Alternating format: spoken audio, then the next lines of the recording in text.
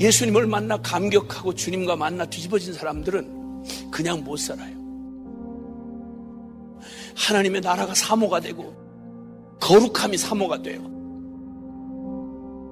전에는 죄 짓고 그저 끈적끈적하게 대강 지저분하게 사는 게 그게 재밌냥 생각됐는데, 이제는 아무리 그게 나를 괴롭힌데도 괴로울지라도 그것 때문에 씨름을 할 수밖에 없어요. 그렇게 하나님을 알고 싶고 그렇게 영원한 나라가 사모가 되고 보고 싶은 거예요. 보기를 못하겠는 거예요. 내 마음에 열망이 생기는 거예요. 어머니 태 같은 우리 조국이 이 영광의 진리를 좀 만나게 해달라고. 헷갈리는 저 비참한 영혼들이 주님만 만나면 되는데, 경건의 비밀이신 예수면 해답이 되는데, 오직 예수 그리스도면 되는데, 나는 예수 안에서 모든 걸 발견했거든. 방황하는 젊은이들, 깨지고 박살난 가정들, 마약 중독자들, 그저 죄에 질질 끌려다니는 불쌍한 영혼들, 세상에 내가 무슨 능력으로 그들을 도와주겠어. 근데 내 안에 거룩한 열망을 주신 거예요. 주님 불러가기 전에 보고 싶은 영광이 있는 거예요. 나는 하나님 한자도 모르고 예수 예자도 모르는 사람이거든. 하나님이 어디 있으며 하나님이 어떻게 또 죄인들을 사랑해? 말이 돼? 그런데 천지를 창조한 하나님이라는 그 크신 신이 나 같은 놈을 기억하고 날 사랑해서 나를 구원하려고 십자가에 아들을 매달았다는 얘기가, 이게 어떻게 이해가 되겠냐고. 근데 그걸 성령님이 내게 그 영이 알아듣고 믿어지게 하신 거예요. 성령님은 바로 그 놀라운 일을 이미 구약 요엘서 2장 28절 29절에 약속을 했습니다. 내가 말세에 남종과 여종들에게 성령을 물붓듯 부어줄 것이다. 성령이 오시면 우리 안에 숨겨졌던 하나님의 갈망을 끄집어내시는데, 꿈과 환상과 예언을 주셔서 이 땅에 잠시를 살아도 영원을 사는 우리의 영혼의 갈망을 일으켜 주신다, 이 말입니다. 성령이 우리 안에 오셔서 경건의 열망을 불을 질러버리시면 우리도 몰랐던 내 안에 영혼의 소망이 생겼습니다. 하나님 나라를 구하고 주님의 영광을 위하여 물러설 수 없는 목마름과 갈망을 우리에게 주시는 것입니다. 근데 오 성령님, 기왕에 우리 안에 부어주셨던 그 경건의 열망을 불을 붙여 주시옵소서. 이 경건의 열망이 나로 하여금 어떤 것도 막을 수 없을 만큼 불타오르게 해주옵소서. 하루를 살다 죽어도 주님 당신의 부르신 부름에 합당하게 거룩하게 살게 하옵소서. 사람들 눈치 보지 않고 세상의 시류를 따라가지 아니하고 경건의 열망을 가지고 믿음으로 순종했던 사람들, 그들을 좀 일으켜 주십시오. 주님의 영광을 보기 전까지 나는 절대 만족할 수 없습니다. 나만 아니라 우리의 다음 세대가 이 영광을 보게 해주옵소서. 그러면 우리 민족교회에 희망이 있습니다. 그러면 열방은 희망이 있습니다. 하나님의 영광이 정말 그리워지고 갈망이 되는 때입니다. 경건의 비밀이신 예수 그리스도, 그분 안에 모든 해답이 있고 우리의 꿈이 있고 우리의 모든 미래가 있습니다. 오 주님, 예수 그리스도가 전부가 된 사람을 통해서 이 땅에서 하나님의 일을 나타내 주시옵소서.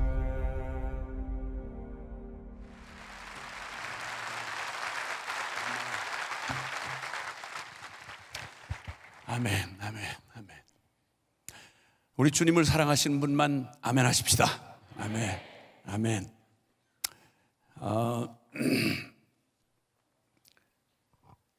우리 모두가 다 사람마다 생김새가 다르고 처한 환경과 조건이 다 다른데, 위치가 다른데, 사실 하나님을 빼고 말하면 사람 다 해봐야 대등소이합니다. 나고 늙고 병들고 죽고, 이 생로병사의 운명의 굴라에서 벗어날 자가 아무도 없습니다. 그러니까 잠깐 주어진 인생을 그냥 먹고 마시고 시집가고 장가가고 사고 팔고 이렇게 하다가 조금 일찍 죽으면 아쉽고 조금 늦게 죽으면 조금 난 것 같은 이런 착각 속에 살아가지만 다 그게 그겁니다.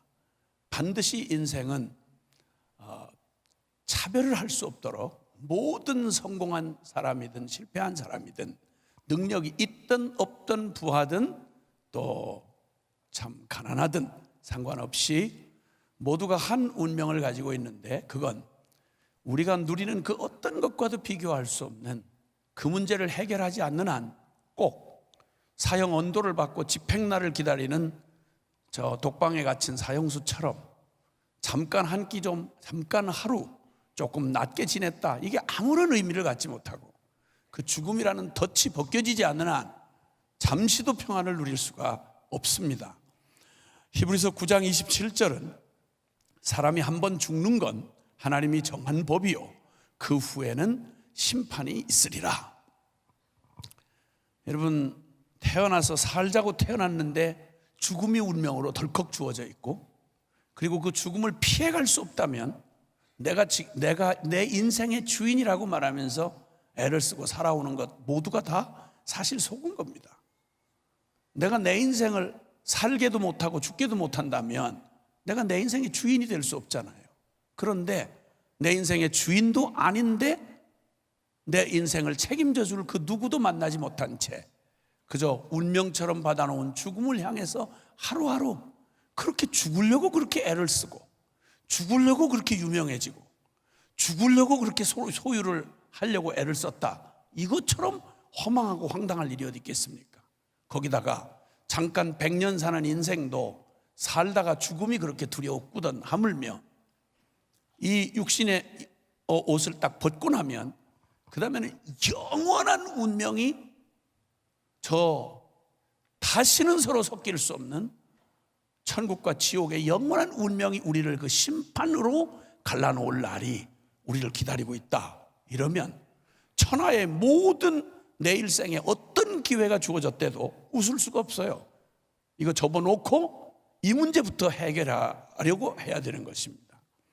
그런데다가 또 하나 절망은 인생이 다른 일에는 다 이렇게 저런 짐승과 달라서 인간은 영원을 사모하는 마음을 하나님이 주셨다. 즉 영적 존재라는 말입니다. 그걸 세번역에서는 성경을 인간은 과거와 미래를 생각하는 능력을 주셨다 이렇게 생각을 합니다.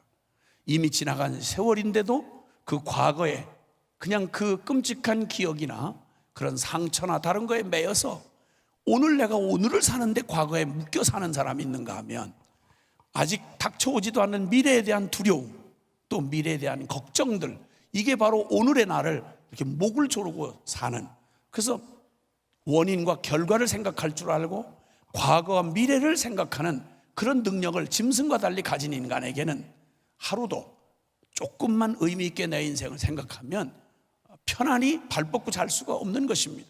근데 그냥 모두가 다 그러니까 그냥 이렇게 사는 거 인생 아니야? 하고 이렇게 살아갑니다만은 아니요. 반드시 인생은 풀과 같고 그 영광은 풀의 꽃과 같아서 풀은 마르고 꽃은 시듭니다. 누가 처음부터 이럴 거라고 생각했겠습니까? 사람을 외모로 판단하시면 안 됩니다. 저도 한때는 머리숱이 너무 많아가지고 이마가 좁다 이래서 아침마다 여기를 면도를 따로 해야 될 만큼 그렇게 머리숱이 정말 많았습니다. 물론 주님을 만나서 사랑 아들아 너무 애쓰지 말아라 쓰다듬어 주시는 바람에 이렇게 되긴 했지만 역시 세월의 흔적이면은 틀림이 없는 겁니다.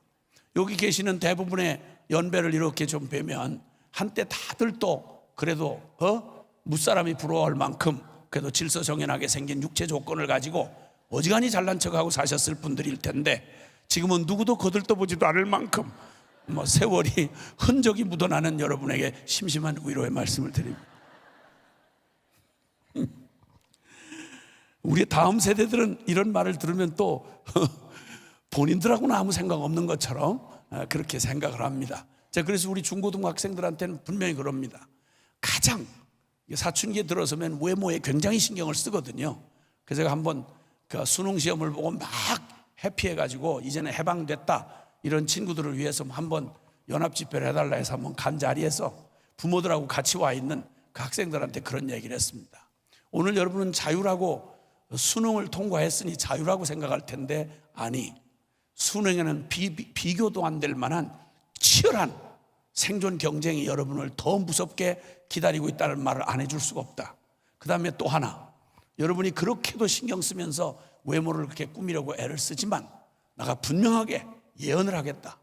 바로 옆에 있는 우리 형제들은, 우리 형제 학생들은 옆에 있는 아빠를 쳐다봐라. 그게 바로 너의 모습이다. 그리고 우리 여학생들은 옆에 있는 짜증나는 엄마를 쳐다봐라. 그게 반드시 네가 되어야 될 정확한 미래다. 이랬더니 막 다 서로 쳐다보고 막 깔깔거리 웃다가 아마 모른 몰라도 여기 눈물이 이렇게 맺혔을 것 같아요. 그렇구나. 인생이라는 거 그런 거구나. 맞아요. 반드시 지나갑니다. 그리고 오늘이 아침이 시작했는데 벌써 저녁을 맞이한 것처럼 저에게도 어제 시작인가 했는데 저는 끝입니다. 벌써 이렇게 시작이 있고 끝이 있는 법. 자, 이런 인생에 만약에 하나님이 개입을 안 한다, 하나님이 없는 인생 한번 생각해 보세요. 상상도 못할 일 아닙니까? 내 인생 어디서 와서 어디로 가는지도 모르겠는데, 내 인생이 오고 싶어 온 것도 아니고 가고 싶어 가는 것도 아닌데, 그런데 내 인생을 책임져 줄 아무도 없으면서 주인이라고 하는 내가, 내 인생의 주인이라는 내가 도대체 어떤 놈인지, 내가 앞으로 어떻게 될 건지, 도대체 이 죽음이라는 숙제를 해결할 능력도 없는 게 내 인생 내 거라 이렇게 말하고, 내 죽음을 주먹을 믿어라. 나는 그런 거면 예수 믿는 거, 난 인생을 그렇게 안 삽니다. 이렇게 허접하게 큰 소리 치는 많은 분들을 이렇게 보노라면, 저도 그 가운데 살다가 온 놈이지만 진짜 대책 없고 불쌍하기 짝이 없습니다. 내 인생일 것 같으면 내가 내 인생을 해석할 수 있어야 되지 않습니까? 어떻게 할 수 있어야 될 거 아니겠어요? 죽음을 연장한다거나 아니면 내 인생에 갈 곳을 내가 스스로 선택한다든지, 내 인생의 가장 중요한 문제는 요만큼도 손댈 수 없는 무능력하기 짝이 없는 인생이 꼭 소년소와 소녀 가장처럼 살아갈 능력도 없는 게 보호자도 없다. 이걸 고아라고 그럽니다, 여러분. 이걸 고아라 그래요. 잠깐 육신의 부모 없는 고아만 해도 그 서러움이 말로 다 할 수 없다고 하면, 영원한 운명에 내 영원한 운명을 가지고 살아가는 내가 영적 고아가 돼서 누구를 부를 대상이 없고 누구도 내 인생을 책임져 줄 이가 없는 이런 인생이야말로 세상의 천하의 모든 사람이 붙들고 울어줘야 될 만큼 진짜 대책 없는 사람 아니겠습니까? 반드시 죽고 반드시 심판을 받고, 그런데 문제는, 또 하나 문제는 이 짧은 인생을 살아가면서도 내가 나를 어떻게 할 수 없다는 것입니다. 내가 나를 어떻게 할 수 없다는 것입니다. 로마서 7장 20절부터 24절에 이르는 말씀을 보면, 내가 내 마음이면 내가 내 마음대로 해야 될 거 아닙니까? 이런 짓을 하면 망할 줄 뻔히 알면서도, 죄를 이거 지면 안 되고, 이거 지면 우리 가정 깨지고, 이 죄를 따라가면 나는 멸망밖에 없다는 걸 뻔히 알면서도, 내가 그걸 부끄럽고 수치스럽게 생각하면서도 이놈의 죄에서 벗어나고 싶은데 죄에 질질 끌려다닌단 말입니다. 이러면 안 되는데, 나 이렇게 하면 안 되는데. 그런데 문제는 내 안에 두 가지 법이 살아있어서 내 속사람으로는 양심이 소리를 질러서 하나님의 말씀이 옳은 줄 알고 바른 길 가야 되는 줄 뻔히 알면서도, 그런데 내가 원하는 바 선은 행치 아니하고 나 왜 이런 짓을 하지? 왜 이렇게밖에는 안 돼? 이러면서도 내가 내 마음에 이 육적인 욕구 하나 내 스스로 다룰 수가 없어서, 오호라 나는 곤고한 사람이라 누가 나를 이 사망의 몸에서 건져내리야. 여러분, 울어도 애를 써도 몸부림쳐도 내가 내 마음 안에 일어나는 이 정욕 하나 이길 수가 없고, 내 안에 일어나는 내 속사람의 분노 하나 다스리질 못해서, 여러분, 인생 망가진 사람 얼마나 많습니까? 살인 저지르고 사건 저질러서 저 지금 형무소에 들어가 앉아있는 사람 처음부터 그러려고 작정한 사람들 아닙니다. 우리와 똑같은 사람들인데 우리는 겁이 많아서 거기까지는 못 나갔지만, 우리 다 성질 있고 다 어떤 때는 죽이고 싶을 만큼 살기가 등등해지고 그렇지 않습니까? 그들과 우리의 차이가 있다면, 그들은 아야 일을 저지른 사람들이고 우리는 무서워서 저지르기까지는 못했다는 차이 외에 다른 게 뭐가 있겠습니까? 얼마나 마음으로 많이 살인하고, 얼마나 마음으로 많이 유혹으로 간음하고, 얼마나 많이 사기치고, 얼마나 많이 우리 비참하게 나 이래서는 안 되는데 이 고작 이거밖에 안 되나 하면서도 내 인생을 내 스스로 어쩔 수 없다고 하는 이 무기력하기 짝이 없는, 오호라 나는 곤고한 사람이라 누가 나를 이 사망의 몸에서 건져내랴. 윤동주의 고백처럼 내가 죽는 날까지 하늘을 우러러 한 점 부끄럼 없기를, 잎새이는 바람에도 나는 괴로워야만 했다.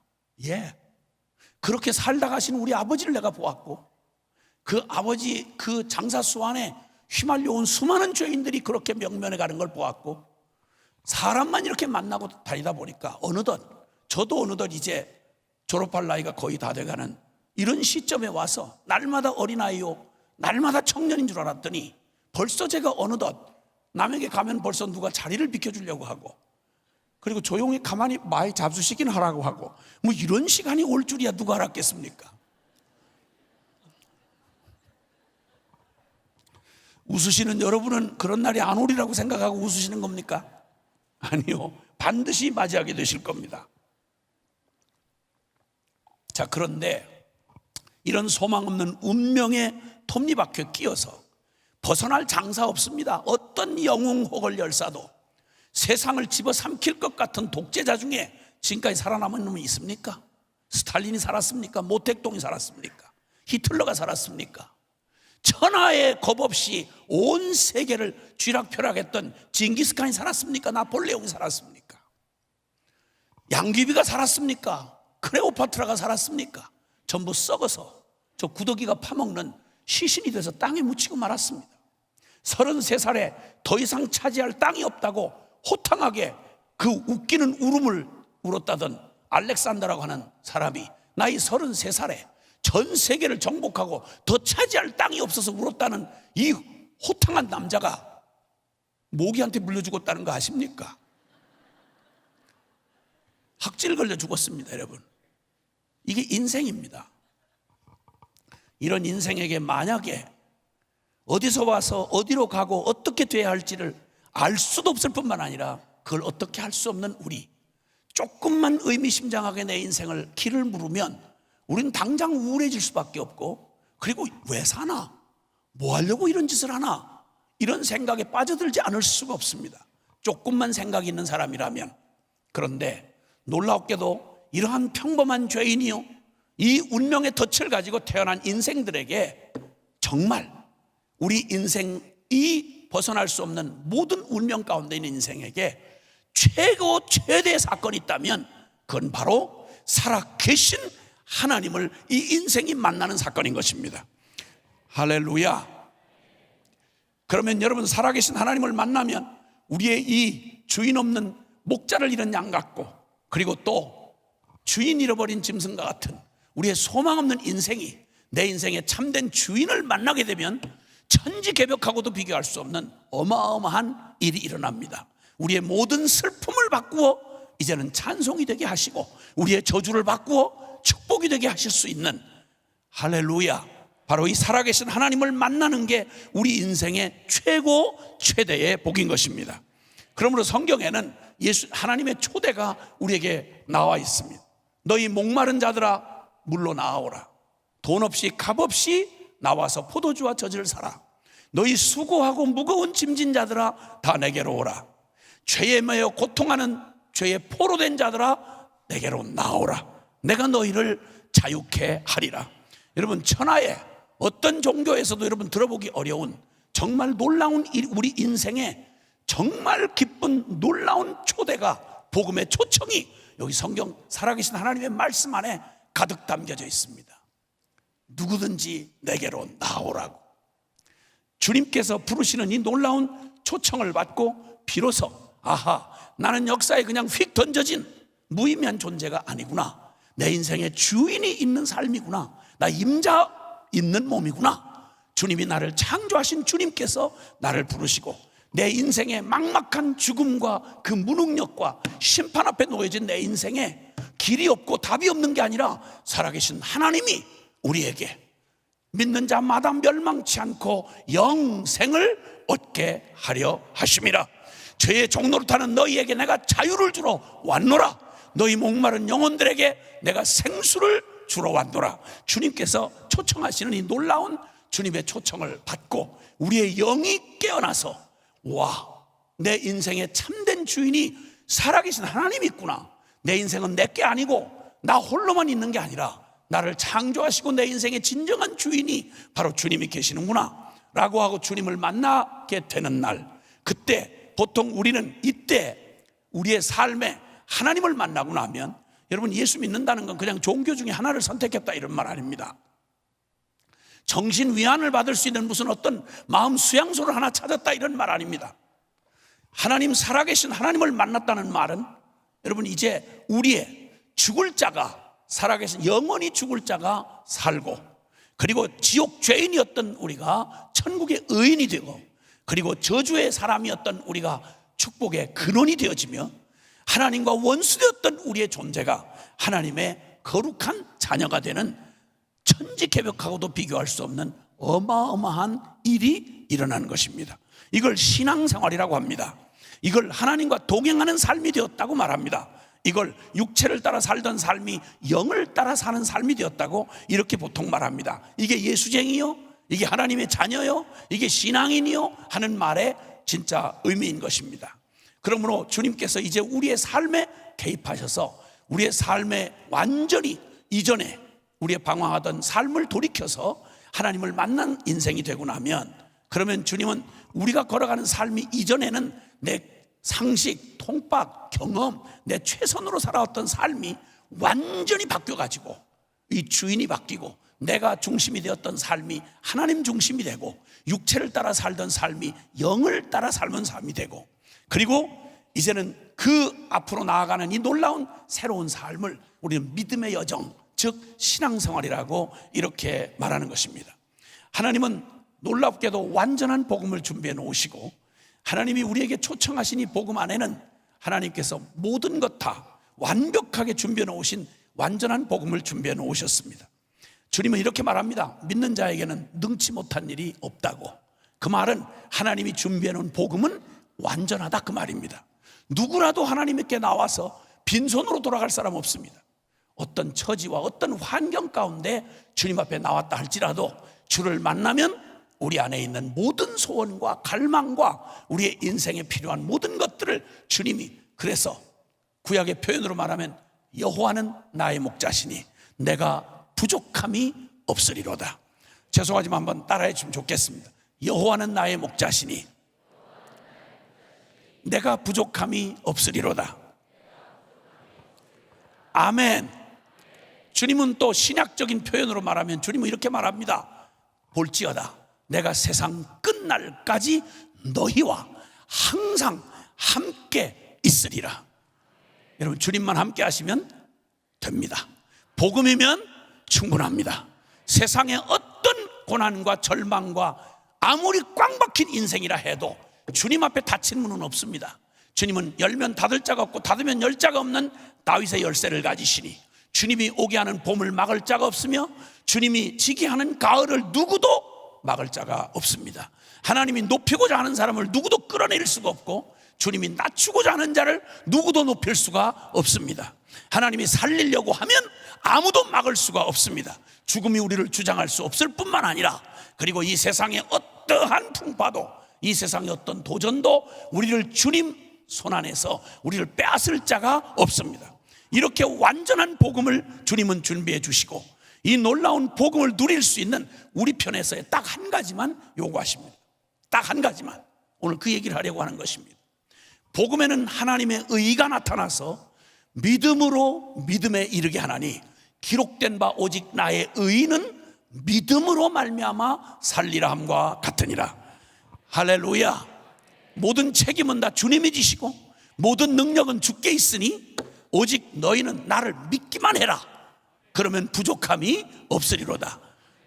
사랑하는 여러분, 하나님이 준비한 모든 하나님의 이 완전한 복음을 누리는 유일한 길은 너무 어려서 못 믿거나, 또 너무 실력이 무식해서 못 믿거나, 너무 약해서 못 믿거나, 아니면 돈이 없어 못 믿거나, 이런 거 없습니다. 믿음은 누구나 가질 수가 있습니다.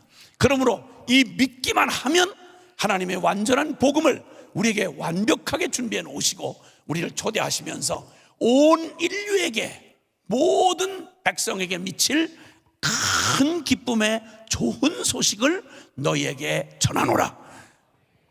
여기에 만약 또 자격이 요구된다면, 여기에 또 만약 기회가 거기에 빽이 요구된다면 이건 복음이 될 수 없습니다. 주님은 모든 민족 누구에게나 이 복음이 복이 될 수 있도록 주님 오직 하나 우리에게 요구하신 건 믿음이었습니다. 히브리서 11장 6절에 보면 죄송하지만 한번 따라해 주십시오. 믿음이 없이는 기쁘시게 못하나니 하나님께 나아가는 자는 반드시 그가 계신 것과 자기를 찾는 자들에게 상 주시는 이심을 믿어야 할지니라. 아멘. 아멘. 그러니까 오직 믿음, 이 믿음이 우리의 인생의 흥망성쇠를 완전히 결정하는 내 인생의 키가 되는 것입니다. 믿음만 있으면 됩니다. 할렐루야. 믿음이 우리의 운명을 완전히 바꿔놓는 것입니다. 이 믿음만 있으면 주님이 우리 안에, 예수 그리스도 안에 허락되어진 모든 인생의 해답을, 그리고 우리의 영원한 운명의 해답을 하나님 갖고 계시는데, 이걸 누릴 수 있는 유일한 길로 우리에게 요구하신 게 바로 믿음이었습니다. 자, 그러면 믿음이 이렇게도 오직 의인은 믿음으로 산다. 여러분, 아무리 대단한 KTX를 타봐도요, 최고 고속 열차를 이렇게 타봐도 그 능력 있고 멋있게 생기고 날렵한 그 KTX도 철로를 벗어나는 순간 고철덩어리 됩니다. 세상의 바닷속의 왕자라고 하는 고래를 저 모래사장에다 끌어내놓으면 고깃덩어리 됩니다. 천하 이 놀라운 기독교의 복음도 만약에 믿음의 레일을 벗어나는 순간, 믿음의 부도 맞으면, 그러면 이 복음하고 나하고 아무런 상관이 없는 것입니다. 복음은 하나님 주시는 편에서 완전한 복음인데, 이 복음을 우리에게 허락하실 때 전제가 있습니다. 그건 믿음 안에서 누리도록 허락된 것입니다. 그런데 여러분, 만약에 이 믿음이 여러분 세상에 살다가 원치 않게 사업의 부도를 맞는 수가 있습니다. 그러면 사업의 부도를 만나면 그 고통이죠.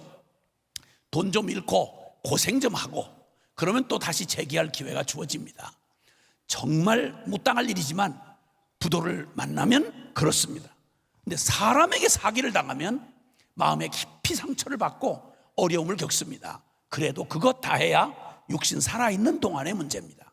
근데 만약에 사업의 부도를 맞은 게 아니고 사람에게 사기를 당한 정도가 아니라 내가 믿음의 부도로 났다, 믿음의 사기를 당했다, 이러면 이거야말로 내 운명, 영원한 운명이 걸린 가장 치명적인 위험인 것입니다.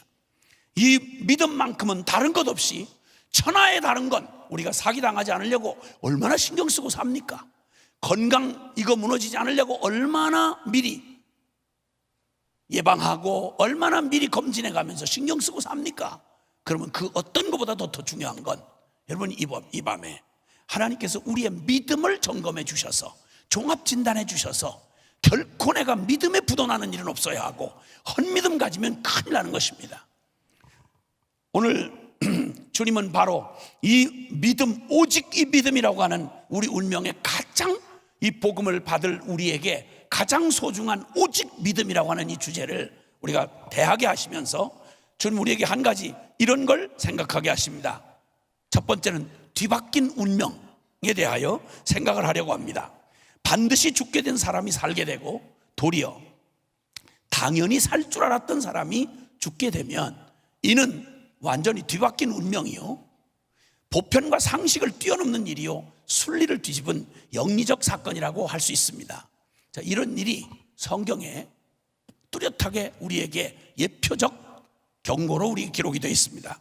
아시는 대로 이스라엘 사람들이 출애굽하여 애굽에서 벗어나서 하나님의 큰 기적의 구원을 받고 하나님의 약속의 땅 가나안을 이제 정복해 들어가는 과정이었습니다.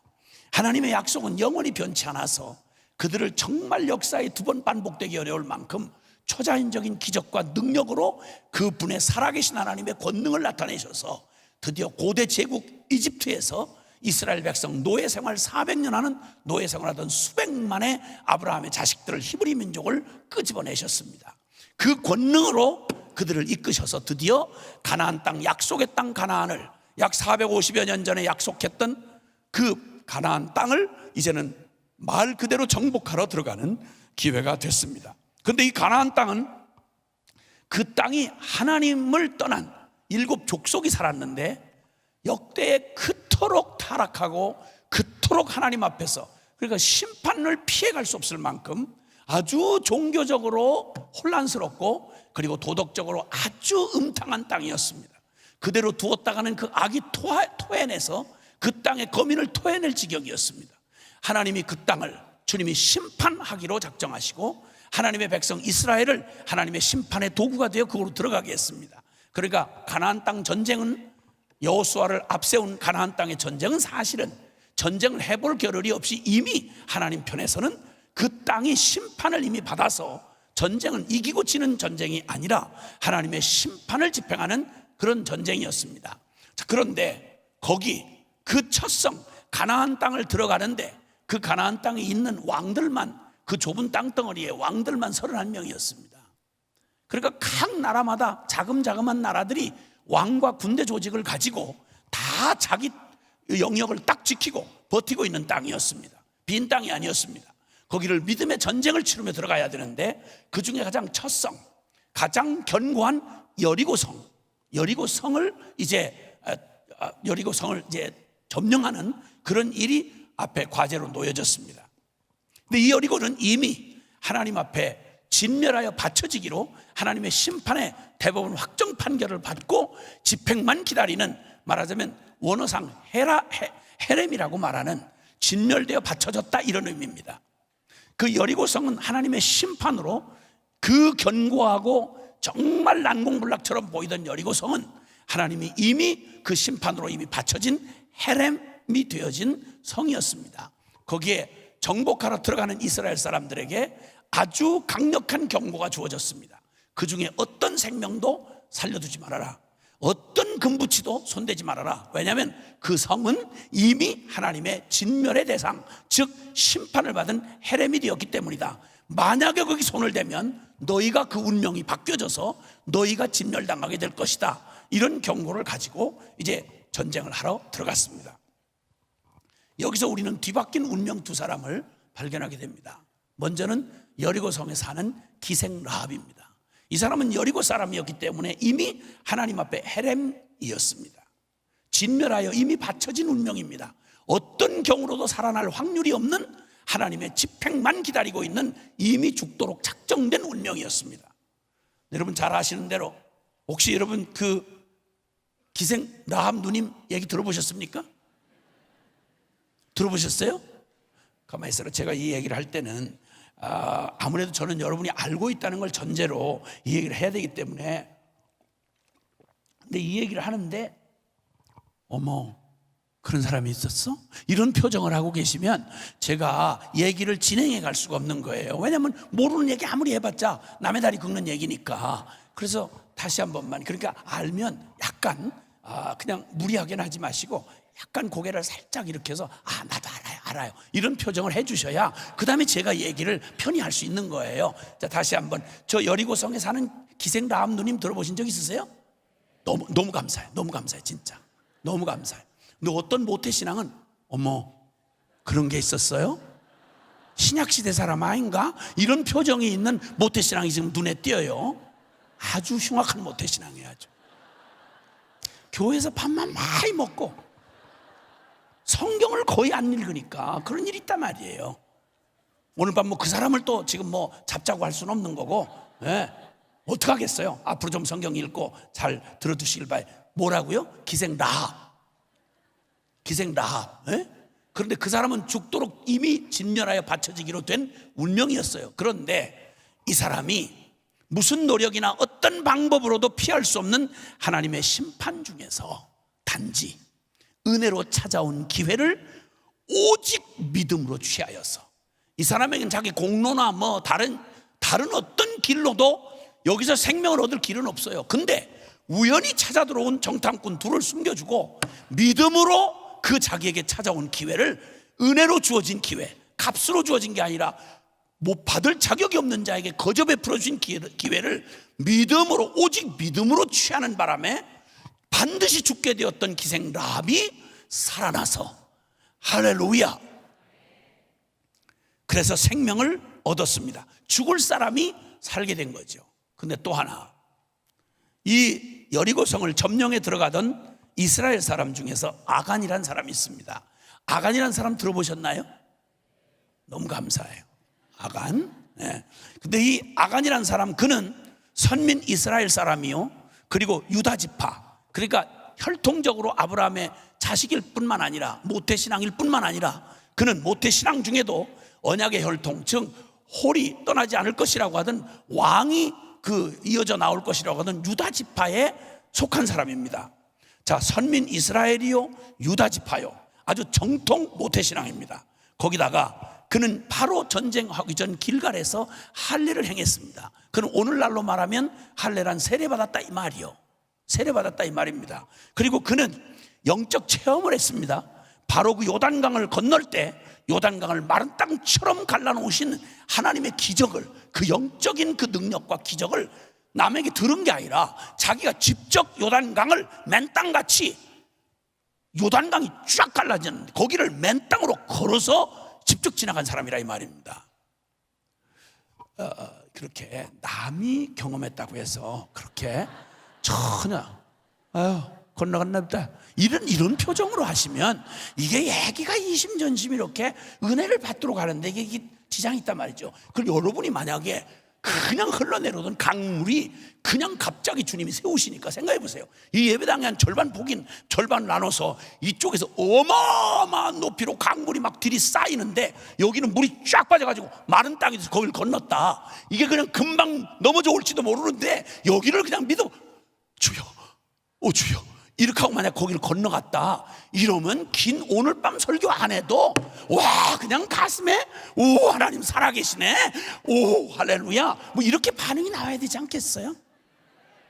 물론 준비가 안 된 줄 알고 다시 한번 제가 얘기하겠습니다. 물이 어마어마하게 쌓여가지고 막 넘어올지도 모르는 거기를 그냥 이러면서 여기를 가는데 이야 물 한 방울 떨어지지 아니하고 물이 그냥 산처럼 쌓여가지고 거기를 맨 땅으로 그냥 통과하고 걸었단 말이에요.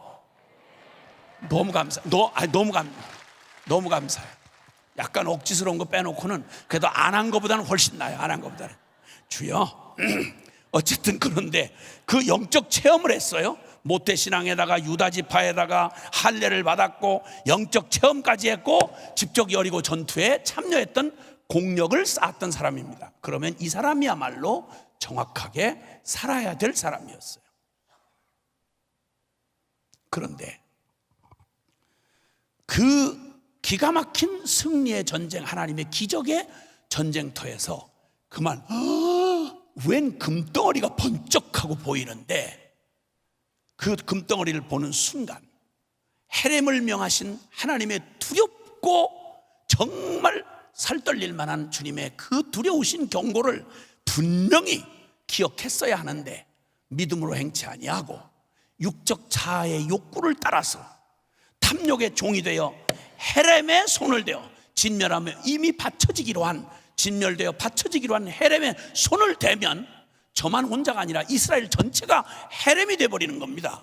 근데 거기에 손을 대어서 꼭 선악과에 손댔던 우리 아담 형님과 하와 누님처럼 되지 말아야 할 것에 손대가지고 인류 전체를 이렇게 고통스럽게 만들었던 우리 인류의 시조 아담과 하와 형님 기억나십니까?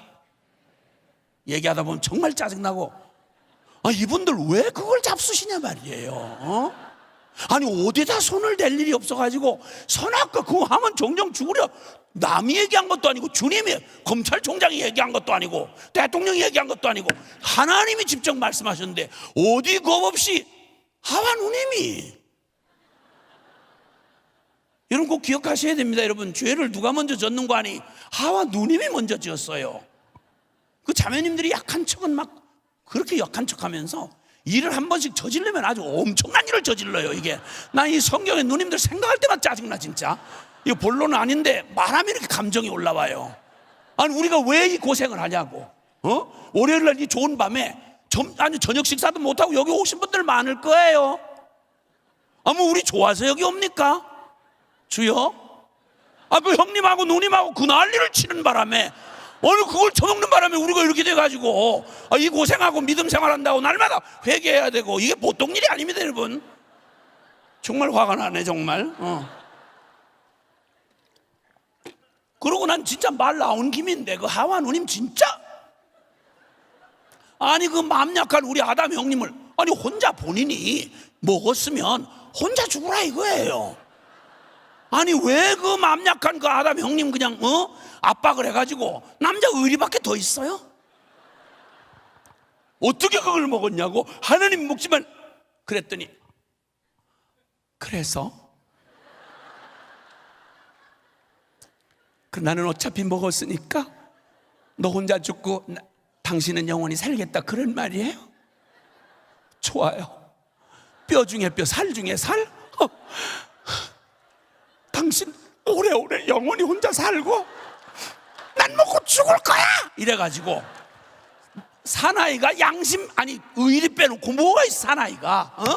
에라이 하고 이렇게 빼서 같이 먹는 바람에 이 난리를 치고 우리가 이 고생을 하는 거 아닙니까 여러분? 주여. 말이 좋아 강사지죠. 저도 매냥 이거 남 회개하라고 이렇게 하는 게 이게 좋은 말도 아니고 이게 보통 어려운 일이 아니지 않습니까 여러분? 주여. 아니 그 성경, 아니 나 괜히 하는 얘기가 아니라 얘기하다 보면 감정이 자꾸 일어나요. 자꾸 나 안 그러려고 했거든. 그리고 아브라함 그 아내 그 사레 누님 있잖아요.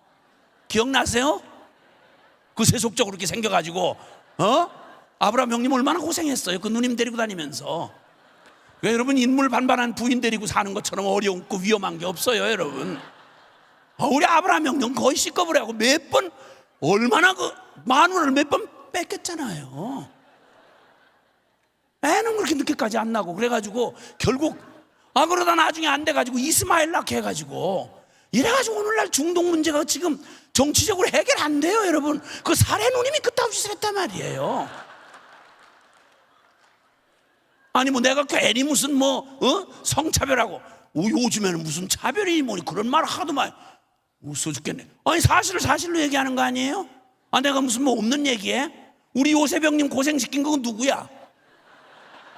그 보디발 마누라 권태증에 저거 신물난 보디발 마누라, 그 마누라 우리 순결한 형님 같다고 그냥 막 붙들고 매달리며 요셉 날 죽여 뭐 이래가지고 난리를 쳐가지고 이렇게 한 거 아닙니까? 솔직한 말로. 주여, 나 이 누님들만 생각하면 진짜 짜증나요 정말.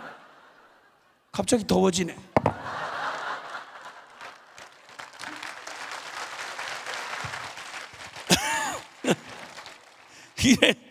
주여, 나 잊어버렸어요. 지금 길을 잊어버렸어요. 어떻게 나 이 누님들 성토하고 돌아다니다가 길을 잃어버렸어요 지금. 뒤바뀐 운명. 저 여리고성에서 죽어야 될 줄 알았다 죽게 되었던 저 라합이 오직 믿음으로 구원을 받았고 완벽하게 살도록 되어졌던 그 아간이 선악과에 손대듯이 그만 되지 말아야 될 믿음을 쓰지 아니하고 손을 대는 바람에 저만 아니라 저에게 속한 모든 일가가 그냥 돌에 맞아 비참하게 죽고 이스라엘 민족 전체를 어려움에 끌어넣었던 비극을 가져오게 되었습니다. 이 두 사람의 뒤바뀐 운명, 살아야 될 사람이 죽고 죽어야 될 사람이 산, 이 키가 바로 뭐냐면 오직 믿음입니다. 믿음은 이렇게 중요합니다. 이렇게 믿음에 부도나면 운명 끝장입니다. 다른 건 혹시 몰라도 다른 실패는 회복이 가능하지만 믿음의 실패를 하면 큰일 나는 것입니다. 이 두 운명과 결과는 우리에게 두려운 경고이자 감격으로의 초대인 것입니다. 이 운명을 가르는 핵심이 바로 오직 믿음인 것입니다. 그러므로 행여나 난 그래도 대강 이렇게 사람들한테 인정받는데 나 이 정도면 신앙생활 괜찮은 거 아니야? 나 이렇게 이 정도면 모든 사람 다 대부분 그러던데 뭘? 아니요. 결코 헛된 자기 확신에 안주해서는 안 되는 것입니다. 주님의 준엄하신 경고가 있습니다. 마태복음 7장 21절에서 23절에 주님은 말씀합니다. 나더러 주여 주여 하는 자가 다 천국에 들어갈 것이 아니요 하늘에 계신 내 아버지의 뜻대로 행하는 자라야 들어가게 되리니. 그때 주님의 이 말씀에 22절에 많은 사람이 나와서 주여 주여, 예수님 보고 주여 주여, 우리가 주의 이름으로 귀신을 쫓아내고 주의 이름으로 많은 권능을 행했고 주의 이름으로 선지자 노릇하지 않았습니까? 하리니. 23절 예수님께서 분명히 말씀하기를 이 불법을 행한 자야, 나는 너를 도무지 알지 못하니 넌 내게서 떠나가라. 여러분, 이 두려운 최후의 심판날에 여러분 주의 이름으로 귀신도 쫓아내고 능력도 행하고 선지자노릇까지 했다 그러면 이보다 더할 사람이 교회 어디 있겠습니까? 신앙은 우리의 외적인 어떤 행위나 우리의 어떤 직분이나 어떤 다른 것에 근거하지 않습니다. 왜냐하면 우리의 신앙이라고 하는 거, 우리의 믿음은 종교적 어떤 행위나 아니면 우리의 인간적 어떤 자격을 얘기하는 게 아닙니다. 주님은 분명히 말씀하기를, 이렇게 말씀하신 이 준엄한 경고가 오늘 역사의 뒤바뀐 운명을 통해서 우리가 보았습니다. 마땅히 하나님을 알고 주여 주여 하면서 자기에게 주어진 그 놀라운 기회를 믿음으로 취하지 아니하고 믿음을 저버리고 육신의 자아의 정욕을 따라 탐욕을 따라 선택했던 아간의 운명처럼 우리의 삶에도 이 상반되고 영리적인 결과를 우리가 수없이 보게 되는 것입니다. 죄송해서 이 말을 하기가 참 그렇긴 한데, 제가 여기저기를 이렇게 복음 전하며 다니다 보니까 어느 교회 40주년 그 기념성회를 좀 부탁해서 오래전에 갔던 기억이 납니다. 그때 2박 3일 동안 저는 다른 얘기 별로 할 줄도 모르고 오직 복음밖에 모르니까 우리 인생의 가장 중요한 문제, 우리의 삶의 가장 중차대한 문제, 우리의 믿음의 내용이 돼야 하는 얘기, 그게 바로 뭐냐면 살아계신 하나님, 천국, 지옥, 심판, 죄, 구원, 죄사함, 이런 내용의 아주 본질적인 내용에 대해서, 복음에 대해서 2박 3일 동안 집회를 했습니다. 집회를 은혜 가운데 끝내고 이제 마치려고 하는데, 마침 그때 마치려고 이제 마지막 시간에 당회장 목사님 방에 갔는데 거기에 담임 목사님 여기 계시고 저 여기 앉고 8분의 장로님이 있던 중에 그 중에 수석 장로님이 여기 계시고, 그리고 이렇게 셋이 앉아 있는데 뒤늦게 목사님이 가장 인정하시는 그러니까 인정하시고 아끼시는 젊은 장로님이 뒤늦게 들어왔습니다. 굉장히 경악됐다기보다는 아주 굉장한 충격을 받은 모습으로 헐레벌떡 들어왔어요. 앉지도 않고 목사님이, 담임 목사님 여기 있는데 목사님 보고 덜렁 뭐라고 그러는 거 아니? 실컷 은혜 받고 지금 집회가 그렇게 마무리하는 시간인데 강사도 있고 목사님도 있고 그런데 안 나타나시더니 뭐라고 한 거 아니? 목사님, 저 아직까지 술, 담배 정리 못한, 주초 문제를 해결하지 못한 장로인 줄 아시면서 장로 시킨 거 목사님이 시키셨죠?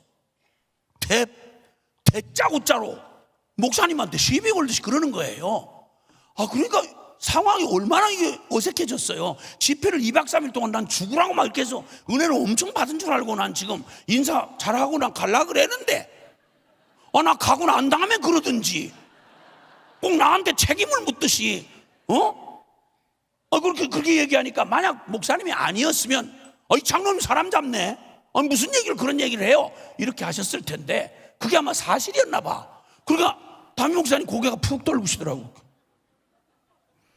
그러더니 앉지도 않은 채로 얘기를 요약하면 이런 겁니다.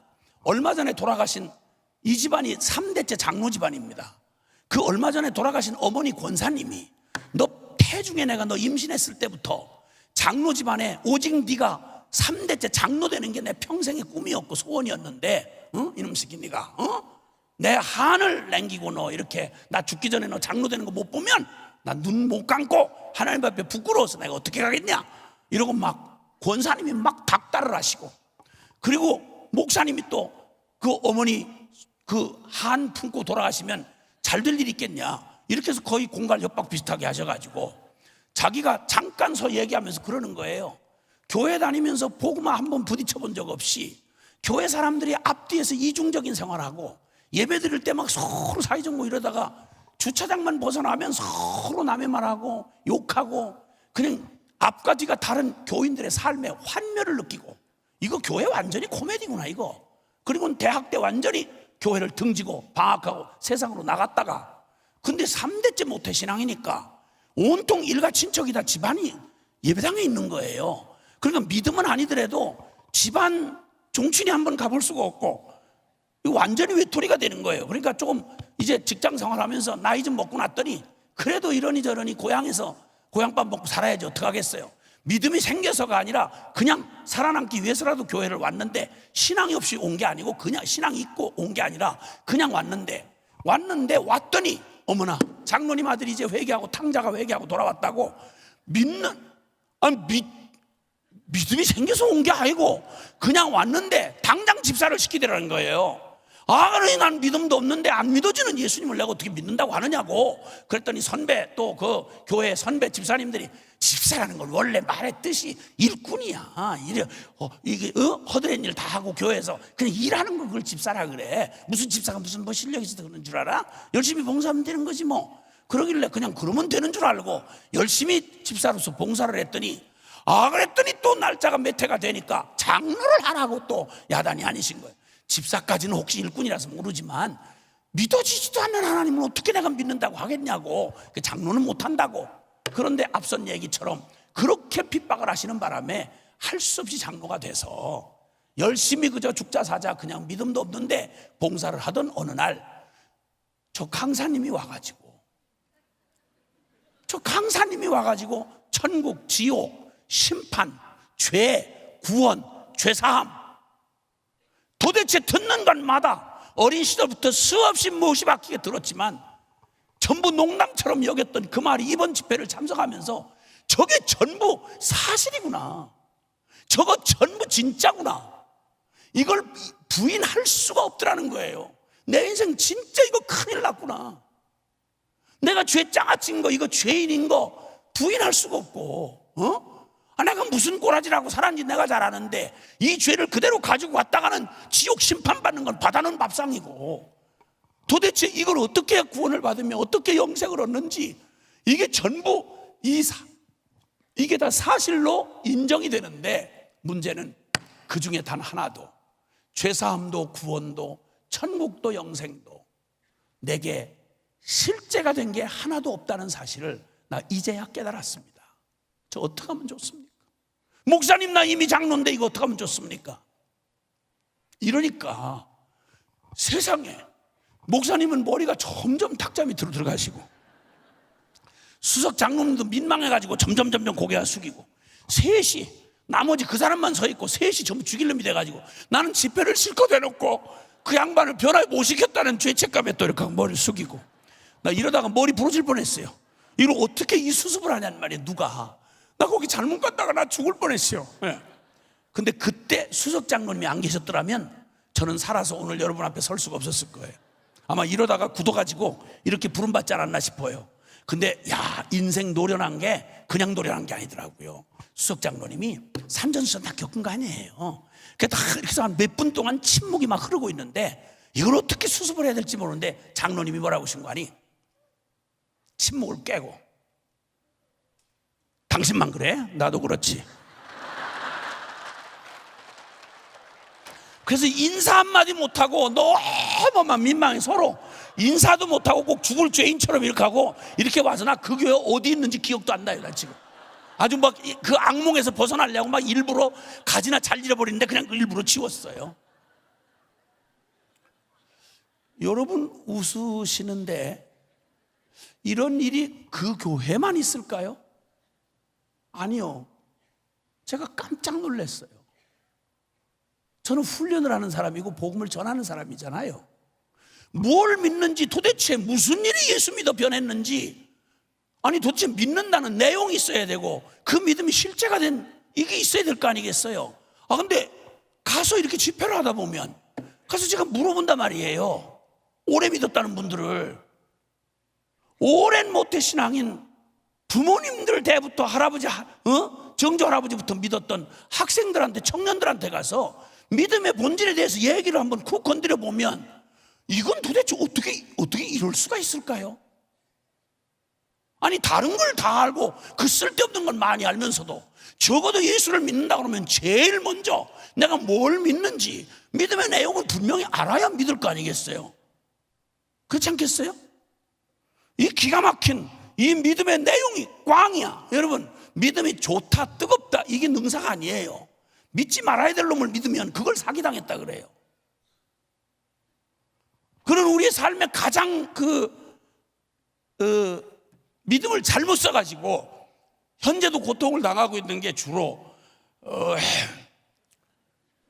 그놈을 믿었던 게 그 문제잖아요. 그렇죠? 그 사람만 만나면 나는 평생 행복할 거라고 생각하고 온 국민이 반대하는 결혼을 해가지고 그 남자만큼은 나를 끝까지 사랑해 줄 거야, 나는 결코 행복할 거야 이러고 갔는데 그 신랑이 정말 천하에 내 생에 가장 최악의 선택, 그러면 그놈이 왔다 갔다 하는, 혹시 그런 믿지 말아야 될 신랑을 믿어가지고 그렇게 고통을 당하고 계신 혹시 그런 분은 여기 안 계실 거예요. 저 다른 교회는 많은데 여기는 안 계실 거예요. 그런 분이 어디 있겠어요? 다 훌륭하신 신랑님처럼 이렇게 보이는데 누가 그 부인한테 그런 실망을 안겨준 그런 분이 있겠어요? 여러분 아주 잘 믿으셨어요. 정말 잘 믿으셨어요. 정말 앞으로도 계속 그러시기를 바라요. 주여.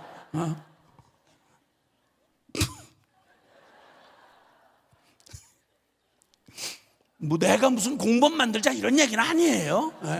저도 좋은 신랑이에요. 오직 믿음이라고 할 때 두 가지로 압축을 하면 첫 번째는 믿음의 내용이에요. 하나님이 우리의 운명을 바꿔놓으신, 울어도 애를 써도 몸부림쳐도 나로서는 갈고 닦아도 평생을 율법적인 노력을 해도 하나님 앞에 의로워질 수가 없고 나의 이 죄성에서 나를 벗어날 수가 없는 존재적으로 절망적인 모든 사람이 죄를 범하였음에 하나님의 영광에 이르지 못하더니, 로마서 3장 10절은 의인은 없나니 하나도 없도다. 여러분, 이런 운명적으로 존재적으로 죄인으로 태어난 우리가 아무리 눈물겨운 최선을 하고 평생 율법을 지키고 선한 일을 도모한다 해도 우리는 결코 죄에서 벗어날 수도 없으며 하나님의 의에 도달할 자가 누구도 없다는 거예요. 그래서 우리가 믿는 바의 내용은, 성경은 아주 단호하고 분명합니다. 헷갈릴 이유가 없습니다.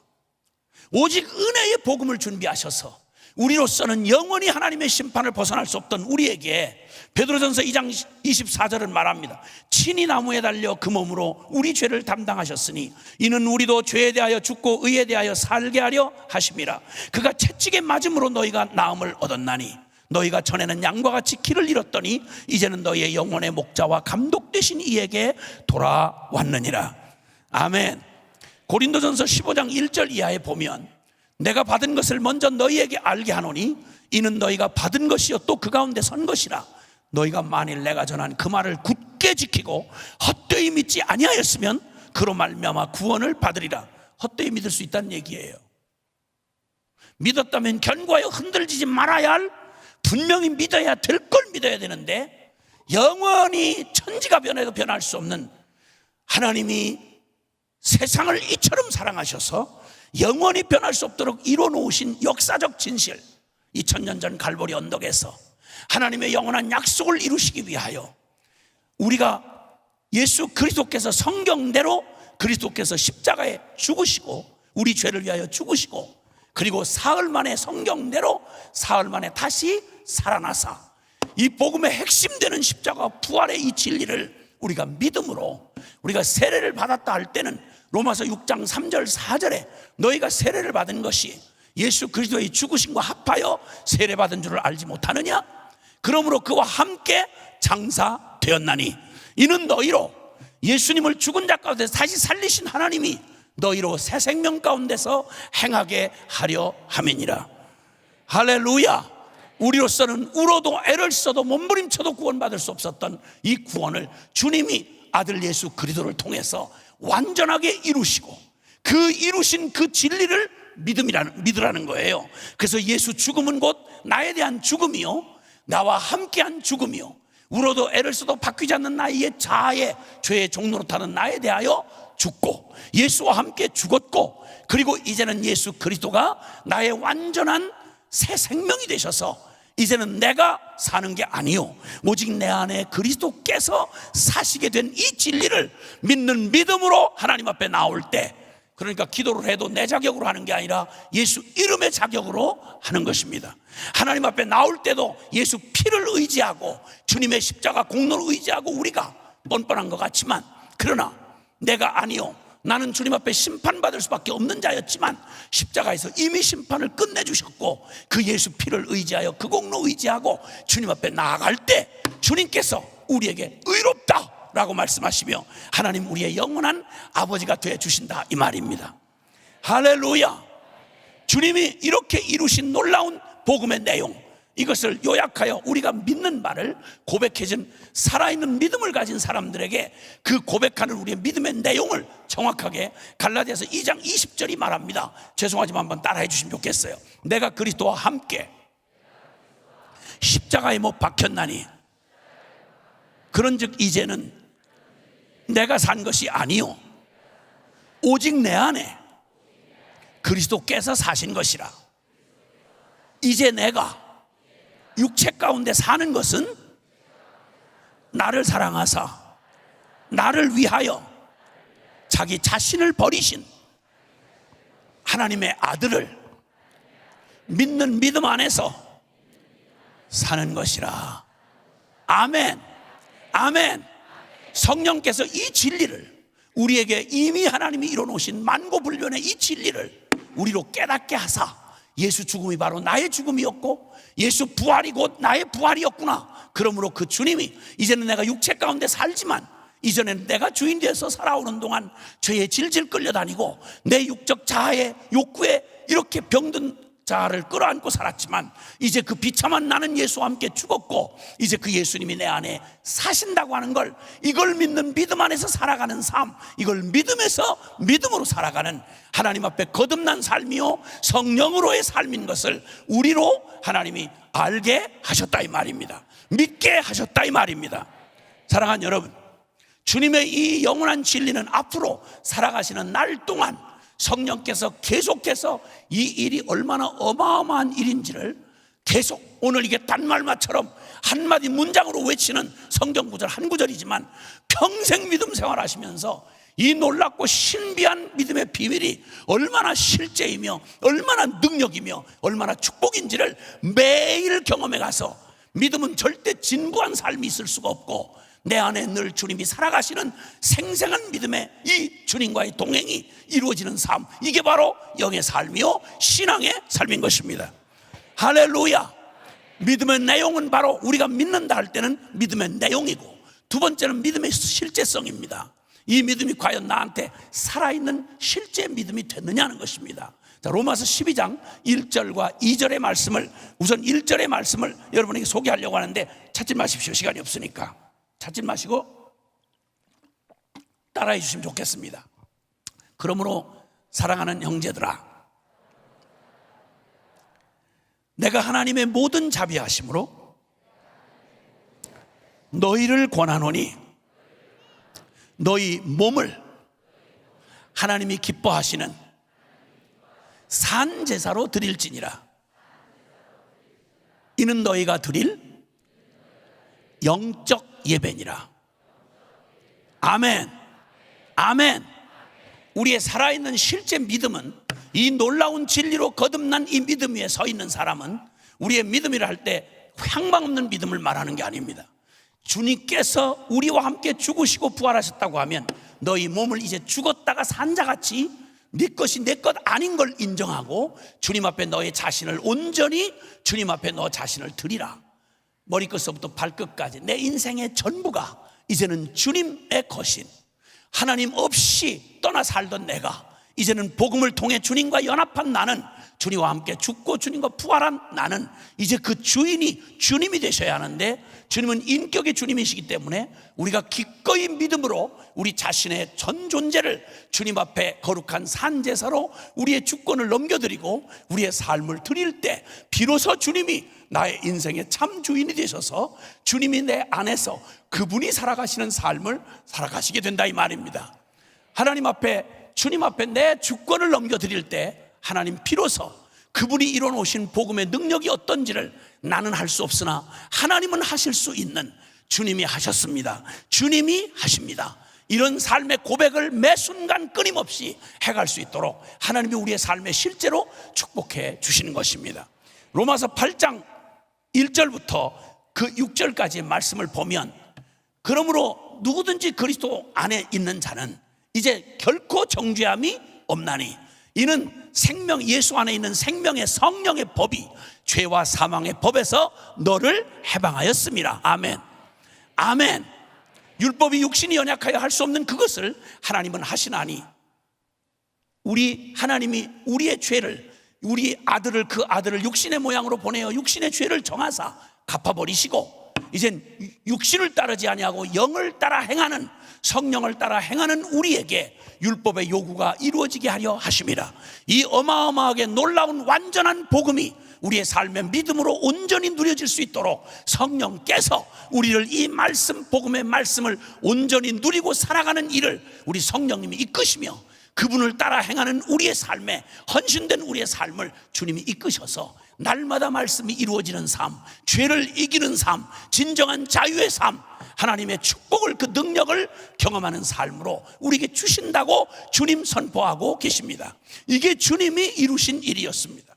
오, 하나님께서 우리의 삶에 지금까지 그 놀라운 사랑과 그 은혜를 가지시고 우리에게 축복해 주시고 싶어도 우리가 가로막는 한 가지는 여전히 내 손목에 힘을 빼지 않는 겁니다. 예수님을 감격스럽게 제가 만나고 주님의 사랑의 감복이 돼서 죽자 사자 주님 앞에 신앙생활 한다고 쫓아오던 끝에서 제가 맞이한 것은 10년 만에, 제가 조그만 시골교회에 10년 만에 새파란 나이에 안수 집사가 됐습니다.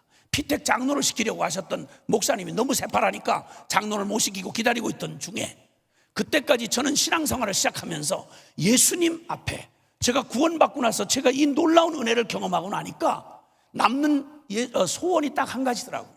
이 큰 지옥에 떨어질 나 같은 죄인을 사랑하신, 이 쓰레기 같은 나를 구원해 주신 주님 앞에 어떻게 하면 이 사랑의 은혜를 갚을까? 어떻게 주님의 은혜를 갚나? 그래서 하여튼 교회에서 일 시키기까지 저는 기다릴 수가 없었습니다. 하여튼 눈에 보이는 대로 저를 양육해 주신 저의 지도자들은, 영적 지도자들은 저한테 뭘 좀 더 열심히 해라, 기도 좀 더 열심히 해라, 성경 좀 더 봐라, 이런 말을 할 겨를이 없었습니다. 대부분 저에게 지도해 주신 내용은 너무 설치지 말아라, 너만 예수 믿냐, 너무 그러지 말아라, 이렇게 해서 저를 말리는 게 일이었지 저를 보고 뭘 더 해보라고 말하는 걸 한 번도 못 들어봤습니다. 예배 드릴 때마다 눈물로, 제가 공예배를 드린 10년의 그 한 시골교회에서 자라는 동안에 제가 주일을 성수하면 그 교회만 가야 되는 줄 알았습니다. 토요일날 밤 12시부터 주일날 밤 땡 할 때까지 주일을 지켰습니다. 다른 교회를 주일로 나가면 그 주일을 안 지키는 걸로 알았어요. 그래서 교회에 있는 직분이라고 생긴 건 제가 못 해본 건 여전도회장 빼놓고는 다 해봤습니다. 하여튼 뭐 별짓을 다 했습니다.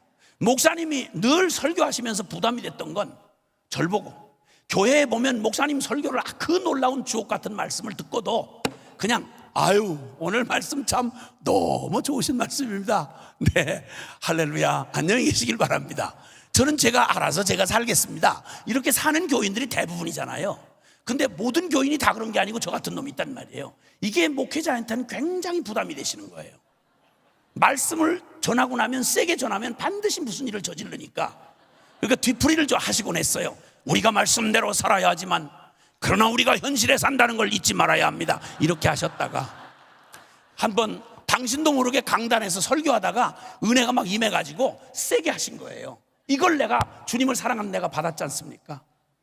그때 우상 때려부시는 설교를 막 하셨어요. 기도원이 우상 때려부시는 설교를 하시면서 우린 이 게으름의 우상, 탐욕의 우상, 무슨 말인지는 알겠는데 그 말씀을 받는데 가슴에 나는 주님을 사랑한다 그러면서, 주둥이로만 내가 주님을 사랑했지 내가 뭘 우상을 내가 때려부셔봤냐, 내가 뭐에다가 어디 다른 시설에다가 불을 질러봤냐, 내가 주님을 말로만 난 주님을 사랑한답니다, 이래가지고 고민하고 철야를 눈물로 그 밤을 지낸 다음 비장한 각오로 그 다음날 일어섰죠.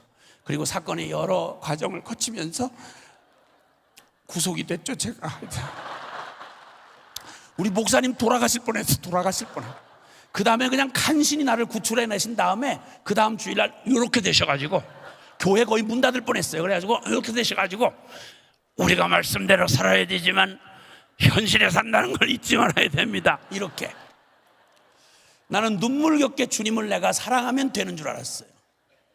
그러다 10년쯤 갔을 때 제가 벽 앞에 딱 부딪힌 건, 주님을 기쁘시게 하는 걸 내가 성경을 알고 주님을 알고 나니까 뭘 이것저것 많이 해석 아니에요. 제가 제 속사람이 주님을 닮는 거잖아요. 안 닮아지는 거예요. 와, 내게는 주님밖에 없는데 내가 사는 목적이 그분의 사랑에 보답하고 사는 것밖에 없었는데 내 속사람이 주님을 닮아지질 않아요. 열심히 있다 칭찬하고 다 인정은 받지만 내 속사람을 들여다보면 이게 하나도 안 바뀌는 거예요. 미치겠는 거예요. 어떻게 해야지? 기가 막힌 몸부림과 절망 가운데 애를 쓰다가 저의 인생에 내 신앙에 뭐가 잘못되어 있는지를 모르겠어요. 그러다가 주님이 저를 상황으로 몰아넣으셔서 사랑하는 저에게 이 완전한 복음을 눈물겨운 내 최선이 아니라 주님 앞에 그걸 누릴 수 있는 한 비밀 가운데로 저를 이끌어가고 계셨어요. 지독한 목마름 끝에 주님은 내 실상을 보게 하셨어요. 헌신이라는 말을 가장 많이 쓰는 교회에서 자랐는데 나는 헌신이란 진정한 의미를 깨닫지 못한 채 내 눈물겨운 최선으로 주님 앞에 애를 썼던 거예요. 죄송하지만 한번 따라합시다. 주님의 일이란 내가 주님을 위해서 뭘 하는 게 아니고 오히려 나를 주님께 드려서 주님이 나를 통해 그분의 일을 그분이 친히 하시는 것이다. 아멘.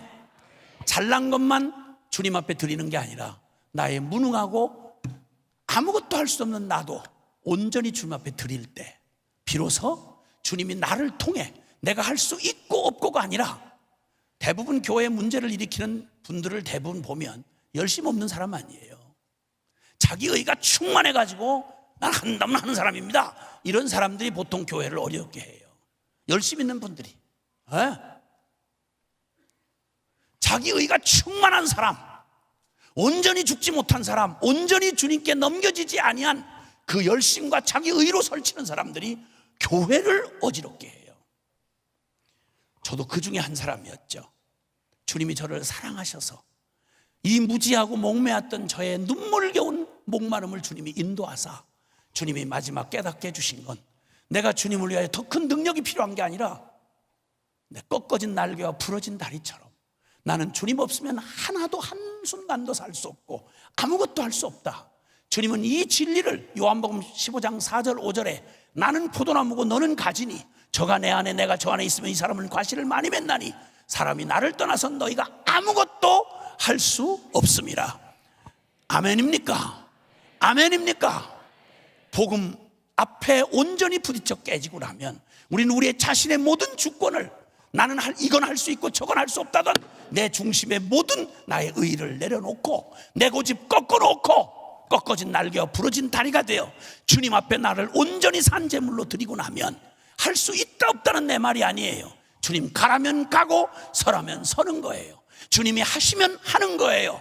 여러분 이렇게 주님께 온전히 바쳐진 하나님의 사람들을 통해 주님은 그 질그릇 같은 우리 안에 전능한 주님을 드러내셔서 마음껏 역사하시고 하나님의 사람의 수준의 일이 아니라 하나님 수준의 일을 복음의 능력을 그 영광을 이 땅에 드러내시는 것입니다. 여러분 주님의 이 능력을 경험하기를 원하시는 분만 아멘 합시다. 할렐루야. 오늘 이 밤에 마지막으로 여러분 주님 앞에 여러분의 삶에 누가 뭐라고 해도 여러분은 아시잖아요. 여러분의 삶의 최후의 나의 마지막 주권마저 주님 앞에 온전히 피값 주고 나를 사신 주님 앞에 피로 산 너희의 몸은 너희 것이 아니요 그리스도께서 그 생명의 값을 주고 피로 산 것이다 말씀한 것처럼 진정한 그리스도인은 특별한 사람이 아니라 모든 거듭난 그리스도인에게 가장 중대한 살아있는 실제 믿음은 바로 헌신하는 내 안에 헌신하는 믿음, 실제된 믿음인 것입니다. 그 사람을 통해서 주님은 그 일을 이루실 수 있습니다. 내 삶에 수많은 성경 지식이 들어가고 체험은 들어가는데 왜 내 삶에 거룩의 능력이 나타나지 않나? 왜 나는 여전히 죄의 종로로 타나? 왜 나는 무기력한가? 기억하십시오.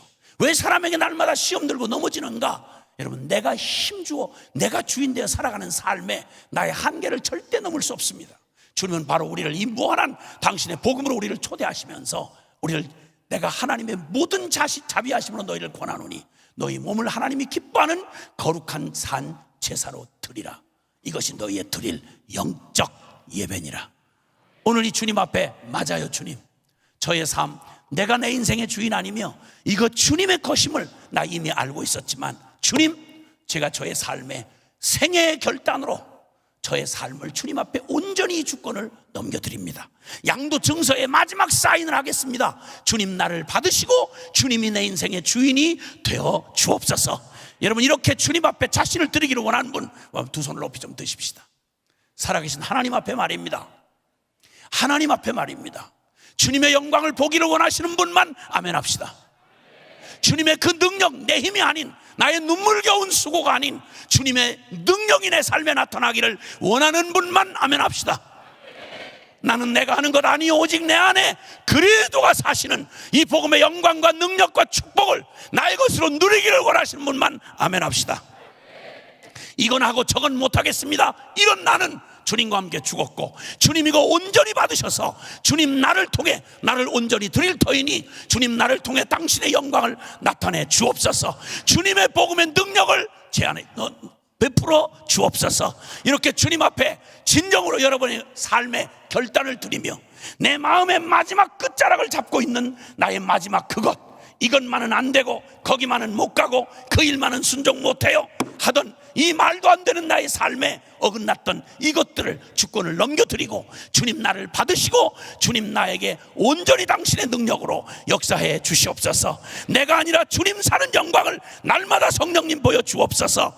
이렇게 주님께 기도하기를 원하는 분, 누가 대신 기도할 수 없는 여러분의 결단이 필요합니다. 우리 두 손을 드신 채로 사랑하는 주님에게 문자 그대로 주여라고 말할 때에는 그 말의 참된 의미가 나의 모든 것의 주인이시란 말입니다. 참된 의미의 주님을 우리가 함께 간절히 주님을 주여 부르고 통성으로 결단하며 기도하며 나아가겠습니다. 주여, 주여, 주여. 사랑하시는 아버지 하나님, 주여, 주여, 주여, 주여, 주여, 주여. 오 주님, 예 주님, 주여, 주여, 주여, 주여, 주여.